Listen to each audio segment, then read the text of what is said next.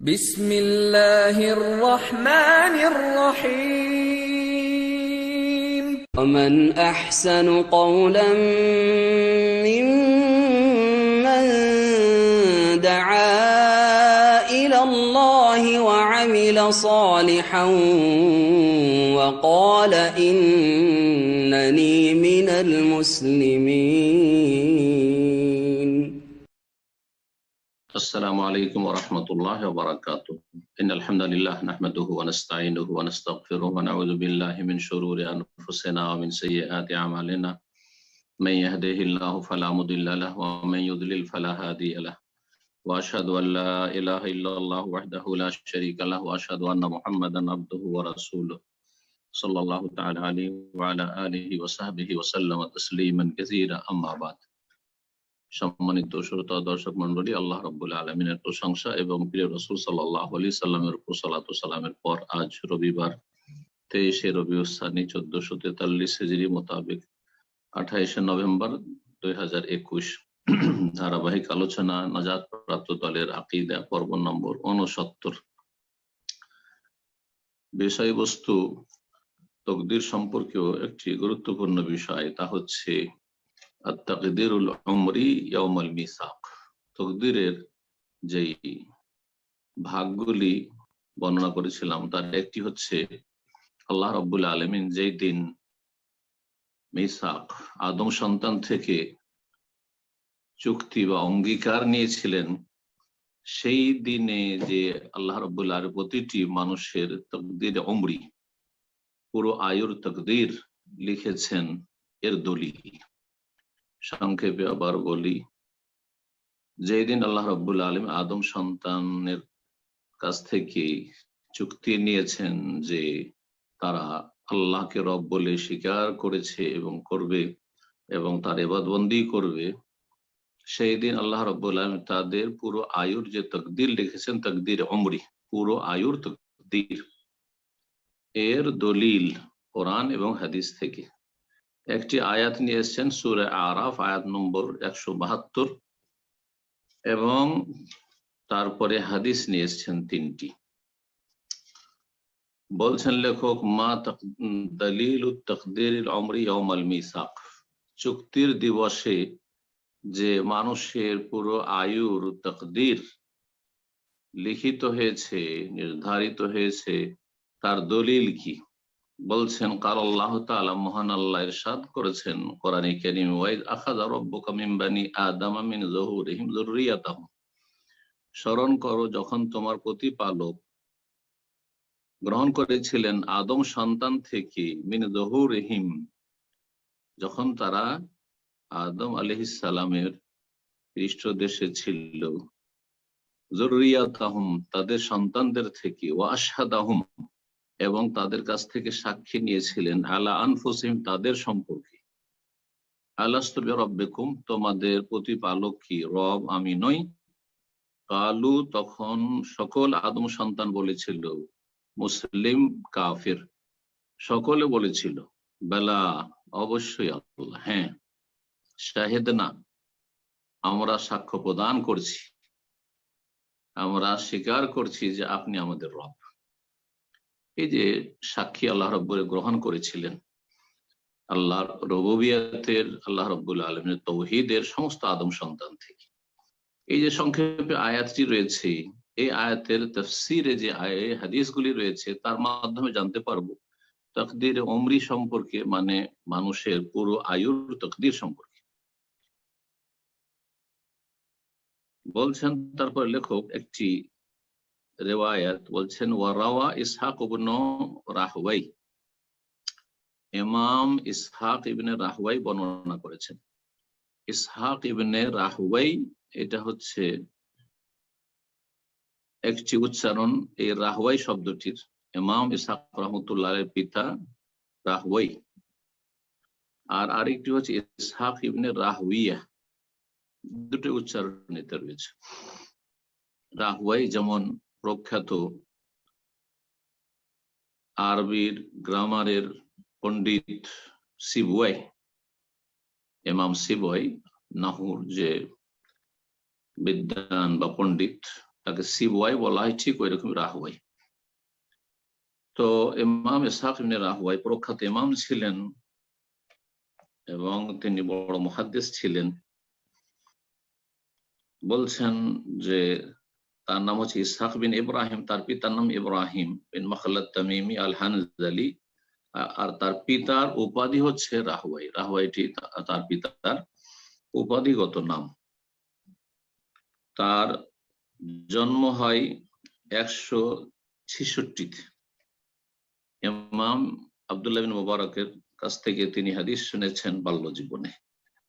অনেক উলামায়ে কেরামরা তার ইলমের প্রশংসা করেছেন, তার মধ্যে প্রখ্যাত ইমাম আহমদ রাহমাহুল্লাহ। তিনি বলছেন লা আ'লামু লি ইসহাক বিল ইরাক নাযীরান, ইরাকে ইমাম ইসহাকের মতো কোন মানুষকে দেখি না, তার সমতুল্য কাউকে জানি না।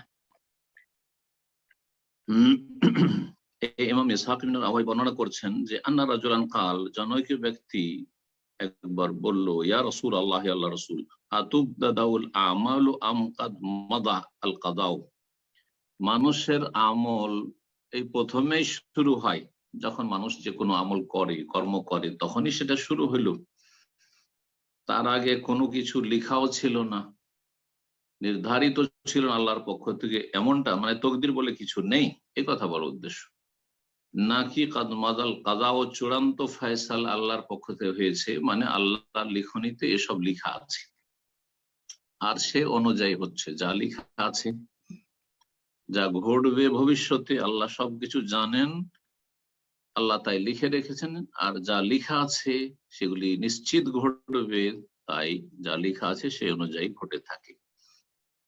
ফাকালা, তখন বললেন রাসূলুল্লাহ সাল্লাল্লাহু আলাইহি ওয়াসাল্লাম, ইন্নাল্লাহ তাআলা আখরাজা যুররিয়াতা ইব্রাহিম মিন যাহরিহি, যখন আল্লাহ রাব্বুল আলামিন আদম আলাইহিস সালামের সন্তানদেরকে বের করলেন তার পৃষ্ঠদেশ থেকে, আশহাদাহুম আলা আনফুসিহিম, তখন তাদের সম্পর্কে তাদের কাছ থেকে সাক্ষী নিলেন। সুম্মা আফাদা বিহিম ফি কাফাইহি, তারপরে আল্লাহ রাব্বুল আলামিন তাদেরকে দুই হাতে ছড়িয়ে দিলেন। ফাকাল হাওলা ইলাল জান্নাহ ওয়া হাওলা ইলান নার, তারপরে বললেন যে এরা হচ্ছে জান্নাতি আর এরা হচ্ছে জাহান্নামী। ফাআহলুল জান্নাত মুয়াসসারুনা লিআমাল আহলি জান্নাহ, তাহলে সেখানে আল্লাহ রাব্বুল ঘোষণা করেছেন যে এই যে হাতে রয়েছে এরা হচ্ছে জান্নাতি আর এ হাতে রয়েছে এরা হচ্ছে জাহান্নামী, এই আত্মাগুলি বা এরা যে পৃথিবীতে আসবে এরা জাহান্নামী হবে আর এরা জান্নাতি হবে। তারপরে বলছেন ফাআহলুল জান্নাত মুয়াসসারুনা লিআমালি আহলি জান্নাহ, যারা জান্নাতি তাদের জন্য জান্নাতীদের আমলকে সহজ করে দেওয়া হবে। তাদের জীবনে যখন তারা সাবালক হবে, সাবালক হওয়া থেকে শুরু করে তাদের মৃত্যু পর্যন্ত, এই সময়টা হচ্ছে শরীয়তের দায়িত্ব পালনের সময়। মুকাল্লাফ মানুষ, শরীয়তের তাকলিফ, দায় দায়িত্ব মানুষের ওপর আরোপিত হয়। তো এই শরীয়তের দায় দায়িত্ব যে দেওয়া হয়েছে, এই সময়টাই জান্নাতীদের কাজ করা তাদের জন্য সহজ হয়ে যায়, ভালো লাগবে।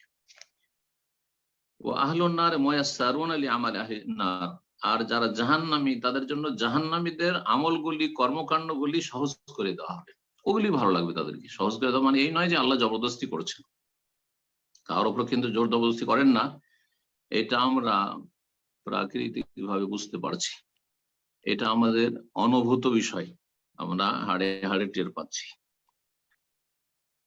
এই ছিল একটি রিওয়ায়াত। এখন এই রিওয়ায়াতটির অবস্থা, মানে হাদিসটির কি অবস্থা, এই সম্পর্কে আমরা জানি।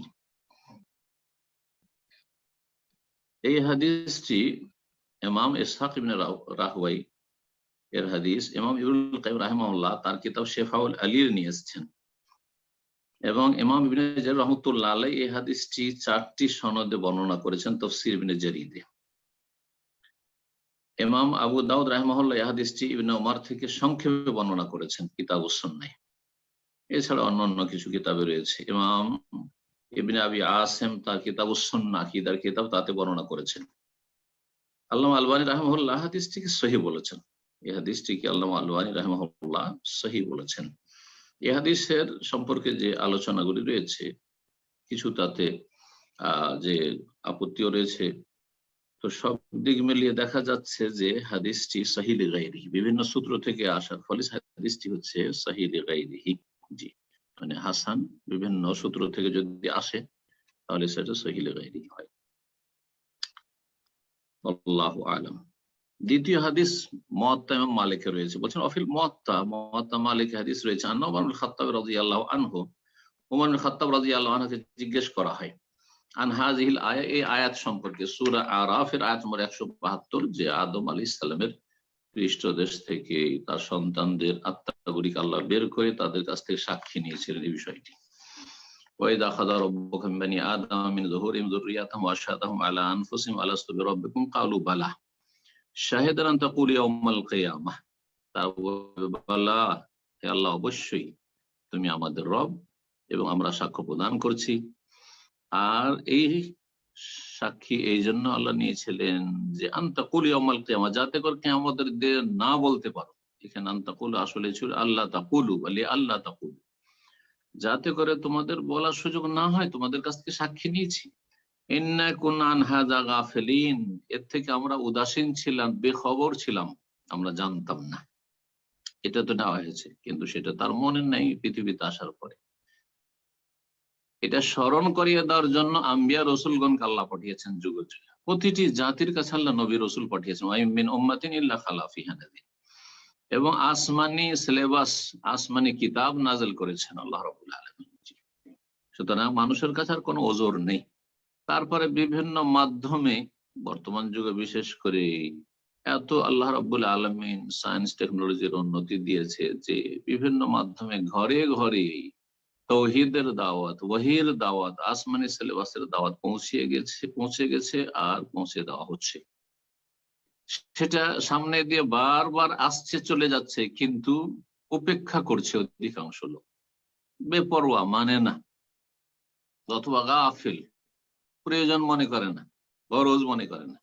তাহলে বোঝা গেল দাওয়াত পৌঁছে যাচ্ছে, দাওয়াত পৌঁছে যাচ্ছে। এই জন্য বর্তমান যুগে কোনো জাতি বলতে পারবে না পৃথিবীর যে আমাদের কাছে ইসলামের দাওয়াত পৌঁছেনি।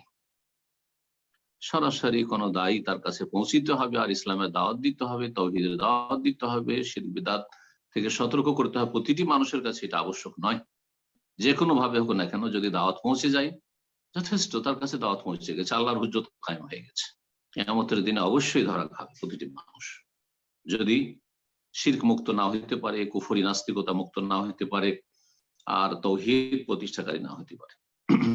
আল্লাহ রাব্বুল আলামিন যেন আমাদেরকে তাওহীদের উপর, সুন্নাহর উপর অটল রাখেন, সমস্ত রকমের শিরক বিদআত থেকে আল্লাহ রাব্বুল বাঁচিয়ে রাখেন, এবং ফরজ ওয়াজিব আদায়ের আল্লাহ তৌফিক দান করেন, হারাম নাজায়েজ থেকে বেঁচে থাকার আল্লাহ তৌফিক দান করেন। তারপরে বেশি বেশি সুন্নত, নফল, মুস্তাহাব কাজ করে আমাদের অগ্রগামী হওয়ার তৌফিক দান করেন, কল্যাণের পথে, জান্নাতের পথে। আর সমস্ত সন্দেহনীয়, আপত্তিকর, সন্দেহযুক্ত কথা কাজ থেকে আল্লাহ যেন আমাদের বেঁচে থাকার তৌফিক দান করেন। তো এই আয়াত সম্পর্কে জিজ্ঞাসা করা হয় ওমর রাদিয়াল্লাহু তাআলা আমিরুল মুমিনিনকে। ফাকাল ওমর ইবনে খাত্তাব, তখন ওমর ইবনে খাত্তাব রাদিয়াল্লাহু তাআলা বলেন, সামিআতু রাসূলুল্লাহ সাল্লাল্লাহু আলাইহি ওয়াসাল্লাম ইউসআল আনহা, আমি রাসূলুল্লাহ সাল্লাল্লাহু আলাইহি ওয়াসাল্লামের কাছে শুনেছি যখন তাকে জিজ্ঞাসা করা হয়েছিল এই আয়াত সম্পর্কে, তখন কি বলেছেন রাসূলুল্লাহ বলেছেন, ফাকাল রাসূলুল্লাহ সাল্লাল্লাহু আলাইহি ওয়াসাল্লাম, রাসূল বলেছেন, ইন্নাল্লাহ তাবারাকা ওয়া তাআলা, ইন্নাল্লাহ তাবারাকা ওয়া তাআলা খালাকা আদম, আল্লাহ রাব্বুল আলামিন তিনি আদম আলাইহিস সালামকে সৃষ্টি করলেন। সুম্মা মাসাহা যাহরাহু বিয়ামিনি, তারপরে তার পিঠে হাত ফিরালেন, ডান হাত ফিরালেন, হাত্তা ইস্তাখরাজা মিনহু যুররিয়া, আর সেখান থেকে আদম আলাইহিস সালামের অসংখ্য সন্তানদেরকে বের করলেন। ফাকালা, তারপরে বললেন, খালাকতু হাউলা লিল জান্নাহ, আল্লাহ বললেন যে এদেরকে আমি জান্নাতের জন্য সৃষ্টি করেছি, ওয়াবি আমালি আহলি জান্নাহ, এবং জান্নাতীদের আমল করার জন্য সৃষ্টি করেছি, এরা জান্নাতীদের মতো কাজ করবে, জান্নাতে যাওয়ার মতো কাজ করবে। ইয়ামালুন, ওয়াবি আহলি জান্নাতি ইয়ামালুন, এবং তারা জান্নাতীদের মতো বা জান্নাতীদের আমলের মতো আমল করবে। সুম্মা মাসাহা যাহরাহু, তারপরে আবার পিঠে হাত ফিরালেন আদম আলাইহিস সালামের, ফাস্তাখরাজ মিনহু যুররিয়া, তারপর সেখান থেকে অসংখ্য সন্তানদেরকে আল্লাহ রাব্বুল আলামিন বের করলেন আদম আলাইহিস সালামের, যারা কিয়ামত পর্যন্ত এসেছে আর পৃথিবীতে এখন আছে আর আসবে। ফাকালা, তারপরে বললেন আল্লাহ রাব্বুল আলামিন, খালাকতু হাওয়ালাই লিন-নার, এদেরকে আমি জাহান্নামের জন্য সৃষ্টি করেছি।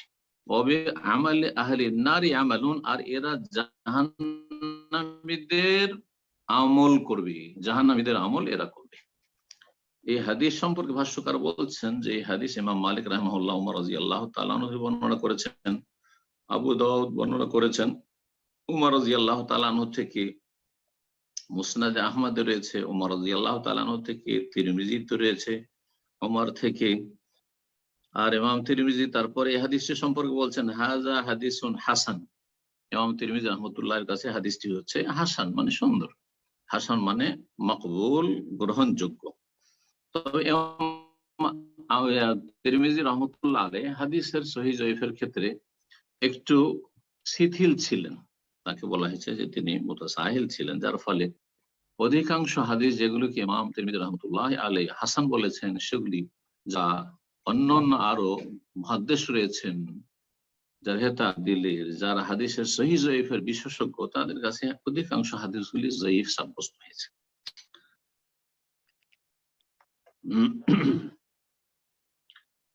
তারপর এই হাদিস সম্পর্কে বিস্তারিত আলোচনার পরে ভাষ্যকার বলছেন যে এই হাদিস ইনকিতা, সনদে বিচ্ছিন্নতা রয়েছে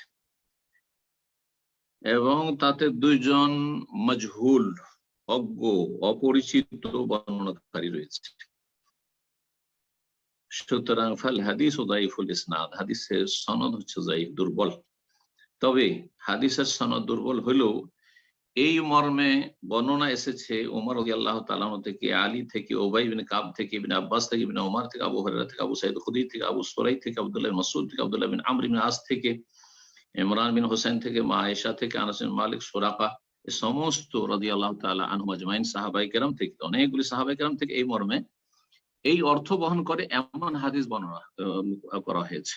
তার মানে এই শব্দে হাদিস বর্ণিত হয়নি, কিন্তু এই রকমের অর্থ বহন করে যে বিষয়টি এখানে বর্ণনা করা হয়েছে যে আল্লাহ রাব্বুল আদম আলাইহিস সালামের পিঠ থেকে তার সন্তানদেরকে দুইবার বের করেছেন, একবার জান্নাতীদেরকে আর একবার জাহান্নামীদেরকে। এই বিষয়টি বিভিন্ন সূত্রে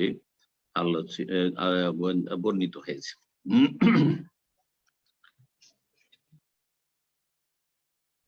তাহলে এই হাদিসটি সম্পর্কে ইখতিলাফ রয়েছে, হাদিস সহিহ না যঈফ। জি, আল্লাহ তাআলা আলাম। একদল বলছে হাদিসটি যঈফ, ভাষ্যকার শেষ রেজাল্ট বলছেন যে এতে স্পষ্ট হয় যে আন্নাল হাদিস যায়ীফুল ইসনাদ, হাদিস হচ্ছে সনদের দিক থেকে যঈফ, হাদিস সনদের দিক থেকে যঈফ। আল্লাহ তাআলা আলাম। 3 নম্বর হাদিস বলছিলাম যে 3টি হাদিস এই মর্মে রয়েছে। 3 নম্বর হাদিস, আর এতে আমাদের আলোচনা শেষ হবে, হাদিসগুলি বড় রয়েছে, সেটি তিরমিজিতে রয়েছে, সুনানে তিরমিজিতে। আব্দুল্লাহ বিন ওমর বা আব্দুল্লাহ বিন আমর থেকে রাদিয়াল্লাহু তাআলা আনহু বর্ণিত, তিনি বলছেন খারাজ আলাইনা রাসূলুল্লাহ সাল্লাল্লাহু আলাইহি ওয়াসাল্লাম, রাসূলুল্লাহ সাল্লাল্লাহু আলাইহি ওয়াসাল্লাম একবার আমাদের সামনে বের হলেন। ওয়া ফি ইয়াদিহি কিতাবান, তার হাতে দুটো লিখনি ছিল। ফাকাল আতাদরুনা মা হাযানিল কিতাবান, তোমরা কি জানো যে এই দুটি কি লিখনি? ফাকুল, আমরা বললাম লা ইয়া রাসূলুল্লাহ, আমরা জানি না হে আল্লাহর রাসূল সাল্লাল্লাহু আলাইহি ওয়াসাল্লাম, ইল্লা আন তুখবিরুনা, তবে যদি আমাদেরকে আপনি জানিয়ে দেন তো ভালো হয়, আমরা কিভাবে জানবো যদি আপনি না জানিয়ে দেন। ফাকাল লিল্লাযী ফি ইয়াদিহিল ইয়ামনা, যেই লিখনিটি ডান হাতে ছিল রাসূলুল্লাহ সাল্লাল্লাহু আলাইহি ওয়াসাল্লামের, তিনি হাযা কিতাবুম মির রাব্বিল আলামিন, এটি রব্বুল আলামিনের পক্ষ থেকে লিখনি। ফিহি আসমা আহলিল জান্নাতি, এতে জান্নাতীদের নাম রয়েছে, ও আসমা আবাইহিম, এবং তাতে জান্নাতীদের পিতাদের নাম রয়েছে, কাবায়েম, তাদের বংশের নাম রয়েছে। সুম্মা আজমালা আলা আখিরিহিম, তারপরে সংক্ষেপে এই বিষয়টি বর্ণনা করলেন। ফালা ইউজাদু ফিহিম ওয়ালা ইউনকাসু মিনহু আবাদা, তাতে কোন রকমের কম বেশি করা হবে না। এই যে জান্নাতি এদের লেখা আছে, জান্নাতি এদের নাম, এদের বাপের নাম, এদের বংশের নাম, এতে কোন রকমের ঘাটতি বাড়তি হবে না। সুম্মা ক্বালা লিল্লাযী ফি শিমালি, তারপরে রাসূলুল্লাহ সাল্লাল্লাহু আলাইহি ওয়াসাল্লামের বাম হাতে যেই লিখনিটি ছিল, বলে হাযা কিতাবুম মির রাব্বিল আলামিন, এটা রব্বুল আলামিনের পক্ষ থেকে লিখনি। ফি আসমা আহলিন নার, এতে জাহান্নামীদের নাম রয়েছে, জাহান্নামীদের বাবাদের নাম রয়েছে, তাতে রয়েছে তাদের কাবায়েল, বংশধরের নাম রয়েছে। সুম্মা আজমালা আলা আখিরিহিম, তারপরে সংক্ষেপে বর্ণনা করলে ফালা ইউজাদু ফিহিম ওয়ালা ইউনকাসু মিনহু আবাদা, তাতে কোন রকমের কমতি বাড়তি হবে না, যেভাবে লেখা আছে তাই হবে।